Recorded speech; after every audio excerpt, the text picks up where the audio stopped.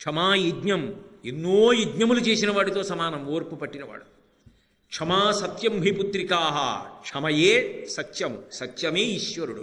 సత్యమేవేశ్వరో లోకే సత్యం పద్మాశ్రితా సదా, సత్యమూలాని సర్వాణి సత్యాన్నాస్తి పరమం పదం అంటాడు రాముడు. సత్యమే ఈశ్వరుడు, సత్యం శివం సుందరం. ఆ ఓర్పే సత్యం, ఓర్పే ధర్మము, ఓర్పే సమస్తము. అసలు ఆ ఓర్పు లేని నాడు ఈ లోకము లేదు. ఎవరో చిన్నవాడికి కోపం వచ్చిందనుకోండి పర్వాలేదు, బాగా శక్తి ఉన్నవాడికి కోపం వస్తే వాడు లోకాలను పాడి చేసేయడు. ఎవరికి ఓర్పు ఎక్కువ ఉండాలంటే ఎవడు బాగా చదువుకున్నాడో, ఎవడు బాగా శక్తివంతుడో వాడే ఎక్కువ ఓర్పుతో ఉండాలి. నేను చాలా గొప్పవాడిని కాబట్టి నాకు ఓర్పు తక్కువ అంటే కుదరదు. పెద్ద పెద్ద స్థానములలో ఉన్నవారికి ఎక్కువ ఓర్పు ఉండాలి. కాబట్టి క్షమ ఇది తీసేస్తుంది, అది పెట్టేస్తుంది. ఇప్పుడు ఏమవుతుంది, ఇన్నాళ్ళు కోపం, ఇప్పుడు ఆ కోపం పోయింది, ఓర్పు, నవ్వుతాడంతే.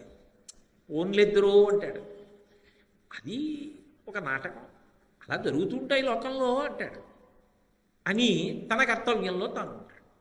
లేకపోతే తన కర్తవ్యం నశించిపోతుంది, విచలితుడైపోతాడు. అలా అవ్వకుండా ఊంచుకుంటాడు, ఊంచుకుని ముందుకెడతాడు. అది క్రోధము స్థానములో క్షమని తీసుకొచ్చి పెడుతుంది. అది షడ్వైరి వర్గాపహాం, అందుకు ఉపాసన. దాని చేత జన్మ ధరించాలని. కామము, క్రోధము, లోభము. లోభము అంటే స్వార్థం, ఎందుకైనా పనికొస్తుంది, ఎవ్వరికి ఏమీ ఇవ్వడం. ఏమంటే దీనికి మీరు ఓ 10 రూపాయలు ఇవ్వాలి అంటే ఎందుకు, మనసులో ఉంటే చాలదా? మరి మీ అబ్బాయికి మామిడి పళ్ళు పంపించడం ఎందుకు, మనసులో ఉంటే చాలదా? మరి మీ అబ్బాయి తినాలని మామిడి పళ్ళు పంపించావు, మనసులో ప్రేమ ఉంది కాబట్టి మామిడి పళ్ళు పంపించావు. భగవంతుడి విషయంలో మనసులో ఉంటే చాలదా అంటే మెట్ట వేదాంతం అంటారు. అది లోభము. అన్నీ ఉండిపోతాయి అనుకుంటూ ఉంటాడు. ఇవన్నీ నేను కూడబెట్టుకొని ఇవన్నీ నావి అన్న భావనతో తృప్తిని పొంది ఉండిపోవాలనుకుంటాడు. ఈ లోభము విరగడం అంత తేలిక విషయం కాదు. దాని అసాధ్యం కూడా. అది కానీ అంటుకోవాలి కానంటే ఒక్కసారి అది కానీ ఒక రూపాయితో అంటుకుంటే ఇంకా దొదలదు. అది ఎంత గొప్పగా ఉంటుంది అంటే, ఎలకల్ని పట్టుకోవడానికి ఈ మధ్యకాలంలో కొత్తగాను గమ్ ప్యాడ్స్ అని వస్తున్నాయి, జిగురుతో కూడుకున్నటువంటి పలకలు. దాని మీద ఏదో వడో ఓ పకోడియో పెట్టారనుకోండి, ఎలక దాని మీదకి ఎక్కుతుంది అంతే. స్థిరోభవ వరదోభవ ఏ కదలదు, కాళ్ళు దానికి అంటుకుపోయి అలాగే ఉంటుంది.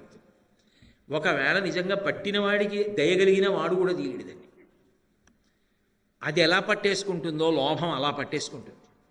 దాన్ని విరగ్గొట్టడం అన్నది అంత తేలిక విషయం కాదు. లోభం విరిగిపోవడానికి అమ్మవారు చేసేటటువంటి గొప్ప అనుగ్రహం ఏమిటంటే, అనిత్యత్వం గురించి ఆలోచించగలిగిన శక్తిని ఆవిడిస్తుంది. మంచిదేనయా, ఇలా రూపాయి రూపాయి రూపాయి రూపాయి రూపాయి రూపాయి కూడబెట్టావు. కూడబెడుతుండగా రోజు అయిపోయింది, వారాలు అయిపోయాయి, 15 రోజులు అయిపోయాయి, నెలాళ్ళు అయిపోయాయి, జీతం వచ్చింది, అతి తక్కువ ఖర్చు పెట్టుకున్నావు, బాగా దాచావు. కనీసం నువ్వు కూడా కడుపు నిండా తినలేదు, ఒంటి నిండా బట్ట కట్టుకోలేదు, ఒకరికి పెట్టింది లేదు. మంచిదే, కానీ ఒకనాడు శరీరము పతనమైపోయింది. అంటే నా ఉద్దేశం దుర్వినియోగం చేయమని కూడా నేను చెప్పట్లేదు. శరీరము పతనమైపోయింది, జీవుడు ఈ శరీరంలోంచి వెళ్ళిపోతాడు. వాడు ఏం చేయాలి, ఇంకో శరీరంలోకి వెళ్ళాలి. మళ్ళీ అక్కడికి వెళ్ళాక కూడా ఆకలి, దాహము ఇవన్నీ ఉంటాయిగా. అక్కడ ఒక పిల్ల ఉంటుంది, అక్కడ పిల్లలు ఉంటారు. అప్పుడు ఏ పుణ్యం ఉందని అడ్డుపెట్టి నీకు ఇస్తారు? పుణ్యం ఉంటే కదా ఏమైనా వచ్చేది. అదే కదా శంకరాచార్యుల వారి కనకధారా స్తోత్రం, చేసిన పుణ్యం లేకుండా భగవద్ అనుగ్రహం ఎక్కడి నుంచి వస్తుంది? ఒరే, ఇవాళ వీళ్ళందరూ నా చుట్టూ ఉన్నారు, కుటుంబంలో మంచిదే, భార్యని పోషించవలసిందే, భార్యకు గొలుసు చేయించవలసిందే, బిడ్డల్ని ప్రేమగా చూడవలసిందే, వాళ్ళకు కొంత పెట్టవలసిందే. వాళ్ళతో పాటు కనపడని వాడు ఇంకోడు ఉన్నాడు, నీ జీవుడు. వాడు ఇవాళ వీళ్లతో ఉన్నాడు. ఈ శరీరము ఊపిరి ఆగిపోతే ఇక వాడికి వీళ్ళకి సంబంధం లేదు. ఫోటో గోడ మీద అంతే, ఉత్తర క్షణం వాడి ఫోటో పెట్టేస్తారు అక్కడ. అంతవరకు ఎందుకు, ఈ శరీరాన్ని అలా తీసుకొచ్చి ఇలా ఇంటికి వచ్చేటప్పటికి అక్కడ బల మీద ఫోటో పెట్టి ఉంటుంది దండేసి. అన్ని అనుబంధాలు పోయి ఆ తర్వాత ఫోటో బాగుంది ఫ్రేమ్ అని పెట్టేవాడు ఒకడు ఉంటాడు. ఈ ఫోటో కన్నా కాస్త నవ్వుతున్న ఫోటో ఎప్పుడైనా ఎక్కడైనా ఉంటే తెద్దురు అని ఈ ఫోటో తీసేసేవాడు ఒకడు ఉంటాడు. ఆ తర్వాత 10 ఏళ్ళు పోయిన తర్వాత ఆ ఫోటో లేదండి ఆమెపోయో ఆ రోజుల్లో సరిగ్గా 3 ఇళ్ళు మారణంలో పోయిందంటాడు. మనసులో పోయింది, చిత్రపటంలో పోయింది, నువ్వు సంపాదించింది పంచుకు తినేశారు. ఎందుకు దాచావు? అదంతా నాకు ఉండిపోవాలనుకుంటే నిజంగా నీ జీవుడికి ఉండిపోవాలనుకుంటే కొంత దానం చేసింది ఏదో అది పుణ్యమై నీతో వస్తుంది. ఇక్కడ ఉన్నది నీది కాదు, దానం చేసిన పుణ్యం మాత్రం నీది. ఈ శరీరంతో పల్లకి పట్టుకున్నది నీది, ఈ శరీరంతో ఒక దీనుడికి అన్నం పెట్టింది నీది, ఈ శరీరంతో 10 రూపాయలు ఒక దీనుడికి ఇచ్చింది నీది, ఈ శరీరంతో దేవాలయాన్ని తుడిచింది నీది, ఈ శరీరంతో నువ్వు ఒక ఉత్సవంలో ప్రదక్షిణం చేసింది నీది, ఈ శరీరంతో చేసిన పూజ నీది. ఈ శరీరాన్ని దాచుకుని సంపాదించింది దాచుకున్నది నీతో వచ్చింది కాదు. అనిత్యం, అనిత్యమైన దాని గురించి ఆలోచింపచేస్తుంది అమ్మవారు. అందుకే స్మర నిత్యమనిత్యతాం అంటారు.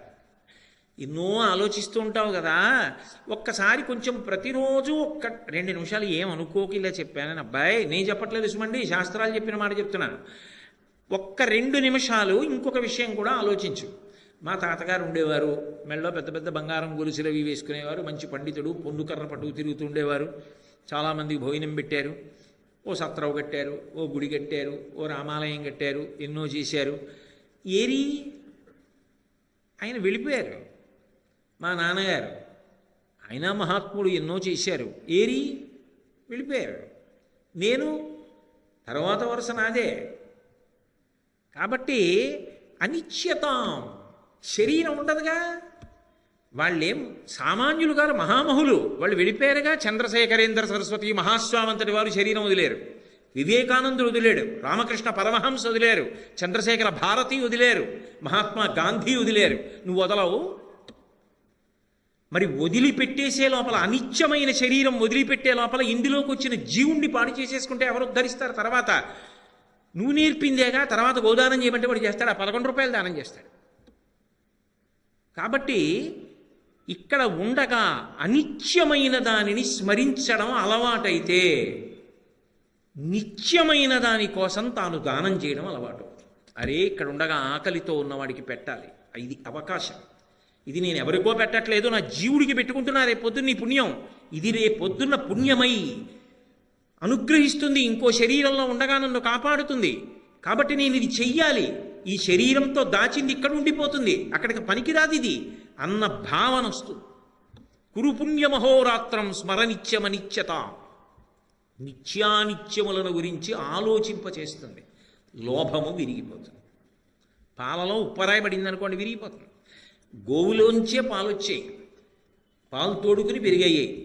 గోవులోంచే కదండి వచ్చాయి అని గోమూత్రం తెచ్చి పాలల్లో వేయండి, పాలు విరిగిపోతాయి.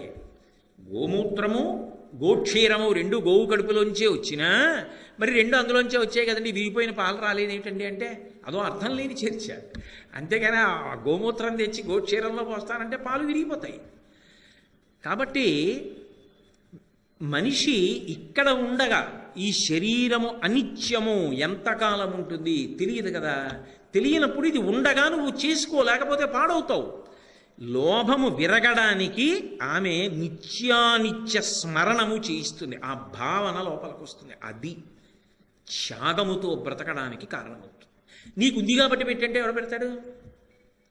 నీకుంది కాబట్టి పెట్టంటే నాకుంది నిజమే సంపాదించుకోవాలి, నువ్వు సంపాదించుకో అంటాడు.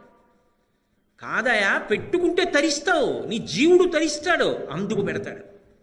అందుకు కళ్యాణ మంటపం కడతాడు, అందుకు ఓ 10 మంది పేద పిల్లలకి పెళ్ళిళ్ళు చేస్తాడు, ఓ 50 మందిని చదివిస్తాడు, ఓ 100 మందికి అన్నం పెడతాడు. ఎందుకు చేస్తాడు? తన జీవుడు తరించాలి. లోభము విరిగేటట్టు చెయ్యగలిగినది ఆ తల్లియే.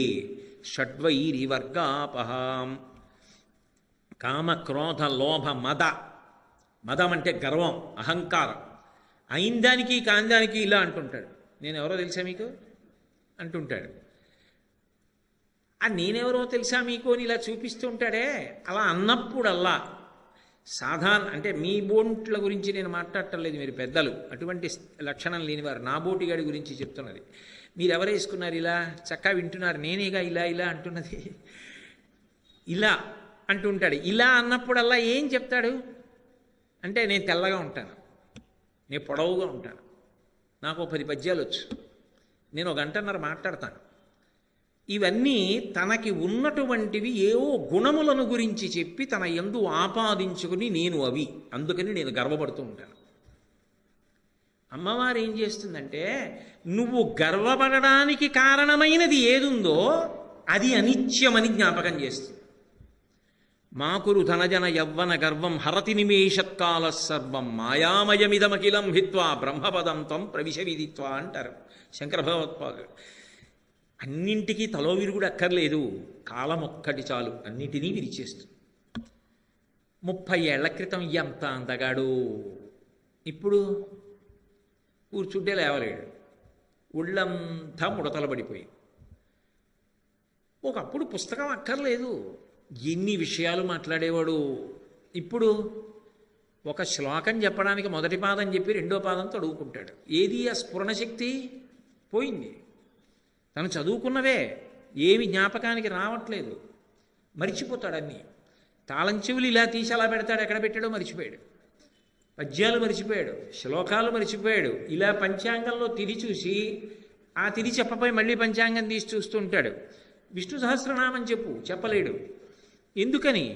కాలమునందు ఆ స్ఫురణ శక్తి పోయింది, జ్ఞాపక శక్తి పోయింది, అందగాడు పోయింది, శరీరం ముడతలు పడిపోయింది. గొప్ప అధికారి 60 ఏళ్ళు వచ్చాయి, దండేసి పంపించేశారు, మాజీ పోయింది. కాలమునందు అన్నీ పోయాయి. నీకు ఏది ఉన్నదని నువ్వు అనుకున్నావో అది కాలమునందు పరిమితంగా కొంతకాలమే ఉంటుంది. అది నీ దగ్గర ఎంతకాలం ఉంటుందో అంతకాలం దాన్ని అడ్డు పెట్టి నువ్వు చేసుకోగలిగితే పుణ్యం చేసుకో. నువ్వు మాట్లాడగలిగిన రోజుల్లో సంతోషంగా ఈశ్వరుడికి నైవేద్యం పెట్టు. నీ దగ్గర ఓపిక ఉన్ననాడు 10 మందికి సంతోషంగా వాళ్ళు బ్రతకడానికి నువ్వు చెయ్యూతోయిక. ఆయన ఉన్నాడు మా ఊళ్ళో, ఆయన ఉన్నాడు మా వీధిలో అని 10 మంది సంతోషం పొందేటట్టుగా బ్రతుకు. ఆయన ఉన్నాడు మహానుభావుడు, నా దగ్గర డబ్బు లేకపోవచ్చు, ఆయన దగ్గరికి వెడితే 10 రూపాయలు ఇస్తాడు. నీ దగ్గర ఏది ఉన్నదో అది 10 మందికి ఉపయోగపడాలి. ఒక్కొక్క అధికారి చూడండి, ఆయన పదవీ విరమణ చేసి ఇచ్చు, అయినా కూడా ఆయన పేరు చెప్పుకుని అన్నం తింటున్నామండి ఇప్పటికే అంటారు. 2 చేతులు ఎత్తి నమస్కారం చేస్తారు. ఒక్కొక్కడు ఆయన వెళ్ళిపోయాడండి అంటారు. ఇద్దరూ అదే పదవిలో కూర్చున్న వాళ్ళే. ఒక్కొక్కడు దాన్ని సార్థక్యం చేసుకున్నాడు, ఒక్కొక్కడు సర్వనాశనం చేసుకున్నాడు. మాకురు ధనజన యవ్వన గర్వం హరతి నిమేషత్కాల సర్వం. నువ్వు ఇలా చూపించి అస్తమానం దేని గురించి మాట్లాడుతున్నావో అది ఉండదబ్బాయి. అదో 20 ఏళ్ళో 25 ఏళ్ళో 30 ఏళ్ళు. కాకినాడ ఇన్నేళ్ళు అయింది కోటేశ్వరారు మీరు వచ్చి అన్నారనుకోండి, ఏదో చెప్తాను, ఇన్నేళ్ళు అయిందంటే అంతకుముందు ఎక్కడ ఉండేవాడు, ఏదో ఎక్కడో ఉండేవాడిని అని మా ఆవిడ వంక తిరిగి, అబ్బా అప్పుడే మనం కాకినాడ వచ్చి ఇన్నేళ్ళు అయిపోయిందే అంటాను. అన్నేళ్ళు మళ్ళీ అయిపోతే ఇప్పుడు నేను చెప్తున్నవి కాగితంలో ఉన్నా సరిగ్గా చూసి చెప్పగలనో లేదో. ఈ చెప్పగలిగిన ఓపిక ఉన్నప్పుడు చెప్పుకో. రోజు తింటల్లా, రోజు పడుకోవట్లా, భగవంతుడి గురించి 1 గంట చెప్పడం కష్టమైందా? ఈ ఓపిక ఉన్నప్పుడు చెప్పుకో. అధికారంలో ఉన్నప్పుడు నలుగురికి ఉపకారం చేయి, డబ్బు ఉన్నప్పుడు నలుగురిని ఆదుకో, ఒంట్లో ఓపిక ఉన్నప్పుడు 10 మందికి సేవ చేయి. ఇది స్మరనిత్యం అనిత్యతాం. ఏ విభూతిని ఆశ్రయించి నువ్వు గర్వాన్ని పొందావో, ఇది నాకుందని అహంకారం పొందుతున్నావో అది నిన్ను పాడు చేయడానికి పనికొస్తుంది. ఇది శాశ్వతంగా ఉండిపోదు. కాబట్టి దీన్ని నేను ఉన్నప్పుడే ఉపయోగించి సార్థక్యం పొందాలనుకుంటే గర్వం ఉండదు. దాన్ని ఎంతమందికి ఉపయోగించి నేను ధరించాలా అని వినయం వచ్చి సద్వినియోగం చేసుకుంటాడు, గర్వం పోతుంది అక్కడ. నేనేముందండి, మహానుభావులు ఎంతమంది ఎంత సేవ చేసిన వాళ్ళు ఉన్నారో తెలుసా? నేనేమిటి, నేను చేసింది ఎంత పాట అంటారు అంటాడు, వినయంతో ఉంటాడు. తాను గర్వించడానికి కారణభూతమైన విభూతి ఏది ఉన్నదో అది శాశ్వతము కాదన్న భావన ప్రవేశపెట్టి అహంకారమును తొలగించగలిగినటువంటి తల్లి ఆమెయే. షట్వైరి వర్గాపాం. అందుకు ఆవిడ కాళ్ళు పట్టుకో, లేకపోతే జన్మ పాడైపోతుంది. వీటిలో ఏదో ఒక్క శత్రువు చాలు.